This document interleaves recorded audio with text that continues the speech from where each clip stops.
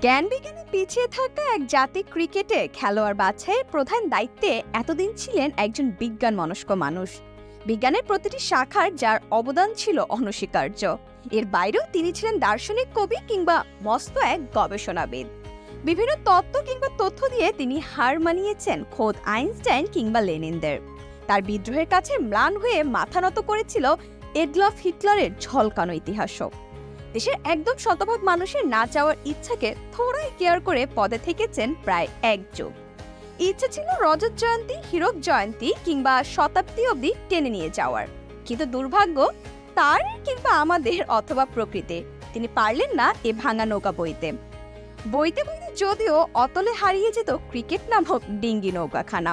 কিন্তু হায়, নিয়েছেন বিদায় আমাদের দ্য গ্রেট প্রধান নির্বাচক। প্রকৃতি আমাদের ছেড়ে দিয়েছে, কিন্তু ছাড় নিশ্চিতভাবেই দেয়নি। পায়ের ফোড়া কাটিয়ে যেন বাঁধিয়ে দিয়েছে গলায় ফোড়া।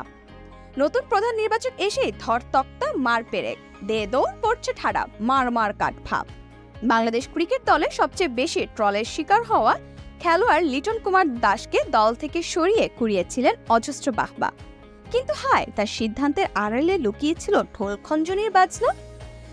বাজুক আর না বাজুক, লিটনকে তিনি ঠিকই বাদ দিয়েছিলেন, কিন্তু বদলাতে পারেননি তার পদের মাধুর্য। তাই তো ব্যাকআপ ওপেনার থাকার পরও কাউকে সুযোগ না দিয়ে আবারও সেই লিটন। হে যেন ডিসকাউন্ট ব্যবসায়ীদের থেকে স্পিড মানি নিয়ে দলে রাখা। পারভেজ হোসেন ইমন বাদ পড়লেন না খেলতে পারার এক অদ্ভুত দোষ নিয়ে। দোষ নাকি প্রধান নির্বাচক গাজী আশরাফ হোসেন লিপুরও না। হোক লিপু কিংবা নান্য, দল হতো নাকি এমনটাই? তাহলে বোর্ডের খরচ বাঁচানো যেত আপামর জনসাধারণকে দল নির্বাচনের দায়িত্ব দিয়ে।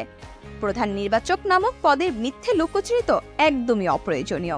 হে যেন হাস্যরস অথবা নিছক রঙ্গমঞ্চের সার্কাস খেলা।